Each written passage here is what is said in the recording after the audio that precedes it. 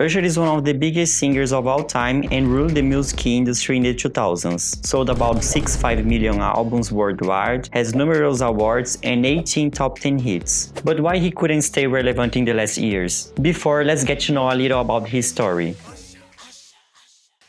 Usher Raymond IV was born in Dallas, Texas, son of Janetta Patton and Usher Raymond III. He was raised in Chattanooga, Tennessee, only by his mother after his father left home due to drug addiction, being absent from Usher's life until his death in 2008. From here, his path was similar to many singers from the 90s generation. As a child, he started to sing on church, helped by his mom, who was the choir director, until he knew these performers at school and wanted to join them. Late 18 saw the emergence of teen pop music with the rise of male groups, aimed especially for a female audience. One of these groups, New Edition, was a big inspiration for Usher, and they set the blueprint for the future boy bands. Supporting him, Usher's family moved to Atlanta, Georgia, a city where the music business was growing and would become the center of Southern hip-hop culture. So in 1991, Usher joined the New Beginning, an R&B group based in Florida. At this point, Usher's mom became his manager and started to learn about music business. According to New Beginning member Anthony Bird, she interfered a lot in the group to make Usher the lead singer and most prominent member. His mother bought him that white shirt on purpose. She was supposed to give him a yellow shirt, but she wanted him to stand out, so she bought him that white shirt. And from here, what he told to Pimpaholic TV diverged from the official story. The main narrative is that Janetta took Usher from New Beginning because she became suspicious of the way the money was managed, but she promised that she would help him to get a record deal and put him in various talent shows. In one of them, he was watched by A.G. Alexander Parm, a talent scout who was also Bobby Brown's bodyguard, who offered help to get a label contract. So AJ put Usher on Star Search, that famous show where many famous singers auditioned to get him watched by Brian Reed, brother of L.A. Reid from LaFace Records, a joint venture with Babyface who would sign TLC, Toni Braxton, Outkast, Pink and more. But in Anthony's version, Usher was still in New Beginning when he started to making talent shows. His mom wasn't having it. She ended up moving to Atlanta. She worked at Blue Cross Blue Shield. Babyface record label was at the top of Blue Cross Blue Shield. She would give her the music to the janitor and have him take it up there. And one day, they listened to our music, and he was like, "Man, where this group at?" Babyface fell in love with it. Jermaine Dupri, they loved it. And his mom and them told him that, we weren't together no more. The group were y'all together at the time, or she just said that? No, we were still together. She just told him we weren't together no more, but my son's still singing. New Beginning manager freed Usher, and that's how he was forwarded to LaFace. In both cases, and due to her dismissal years later, Usher's mom got that image of the controlling parent boss that used his child as a product. When I took him out of that group, it totally crushed him. It destroyed him. And he was so upset with me. I'm like, yo, you just destroyed my life. You took everything from me. So I had to find a way to fix this. She's like, I just heard that L.A. Reid and Babyface, they signed a new record deal and they're signing new artists. Whether he would have succeeded without her interference is hard to say, but she was essential in getting him to a major label. Once he got that deal, Usher released his first hit at 13, the song Call Me a Mac for the Poetic Justice soundtrack, the iconic movie starring Tupac, Janet Jackson, and more. But going through puberty, Usher struggled with his voice and almost lost his contract. Because of that, he was sent to Diddy's Flavor Camp in New York, who became his legal guardian and assisted on his self-titled debut album. In addition to vocal coach, we know that Usher entered in the party life of Diddy at age 14 and was exposed to a lot of things he wasn't supposed to. Few months after, and Usher's debut was out. Diddy's production style was very present with the hip-hop soul he popularized years before, with soulful singing, New Jack Swing, and funk samples. The album didn't sold well, and one of the things may be the wrong target audience, as they were portraying an adult man in a 14-year-old boy. I think compared to other artists of that time, he had no differential, and it was during the promotion of this album that he lost his voice, something that we can perceive in the vocal quality of the album.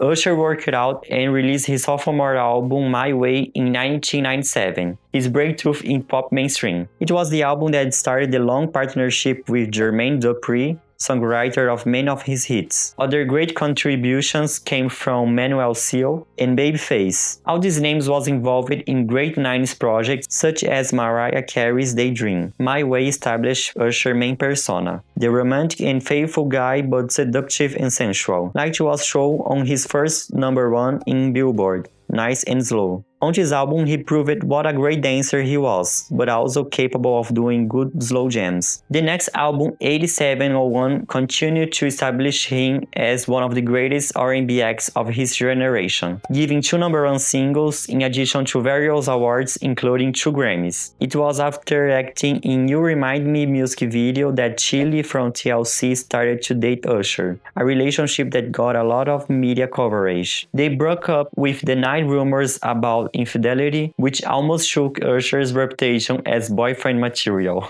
But what came next was bigger than he ever could imagine and put his career in another level. Released in 2004, Confessions is one of the best-selling albums of the 2000s and had 4 #1 songs, which before the streaming era was a great achievement. These songs were played to exhaustion all over the world. The album contains more great R&B producers and songwriters like Shangaret and Brian Michael Cox. The lyrics mix Usher's personal material, like his past relationship with Chilli, and his fellow songwriters' experience, which caught a lot of the public attention. Despite place in the R&B box, the album sound is what was being done in pop music. I think it's a big mistake to say that pop would only come back with Lady Gaga's The Fame, because it's like to say that pop music is reserved only for white artists. And even Gaga's album has a great influence of the pop R&B sound that was being done so far. In 2008, Usher founded the Raymond Brown Media Group with Scooter Braun and signed Justin Bieber, who became one of the most successful singers of the 2010s. But Usher's own career went into decline. He managed to have some #1s here and there, tried to be in the media, made successful features, but was no longer one of the market's main names. In that decade, he would be caught in some controversies with his divorce, a custody battle over his sons, and even a lawsuit involving herbs. About his next albums, Here I Stand, where he talks about marriage and family, had some electropop flavor, but was in Raymond vs. Raymond that he would embrace the electronic aesthetic that dominated the turn of the decade. Looking for Myself was even more electronic, and Hard to Love has an alternative R&B inflection. His last project is a collaborative album with producer Zaytoven called A. Remain commercially relevant is very hard, and I know that's normal for someone with decades working, but I think that when he started to follow the trend instead of being the trend, he started to get lost. And I don't speak only in commercial terms, but in artistic too, because he continued to do mainstream music, but nothing close to the quality of the albums at his peak. I like some of the singles, but the albums itself, I don't recommend to anyone to listen. Some people claim that he went to adult contemporary too soon in Here I Stand, but I have the impression that every R&B act that went to electropop flopped afterwards. For me, the biggest loss of opportunity was not doing the soul train that Justin Timberlake, Pharrell, and Bruno Mars followed around 2013, which was more appropriate for his main audience. Hard to Love tried to place him back, but only if it was a great album that would have been more relevant. Following the Super Bowl halftime show, he will release his new album, Coming Home, which appears to be based on this 90s R&B we are listening since 2018. What is your expectations for Usher's Super Bowl? Tell me in the comments, and don't forget to subscribe to my channel. I make videos about music, and I'll be glad to have you watching my content. I'm posting videos almost every week, and you can check my past ones. See you!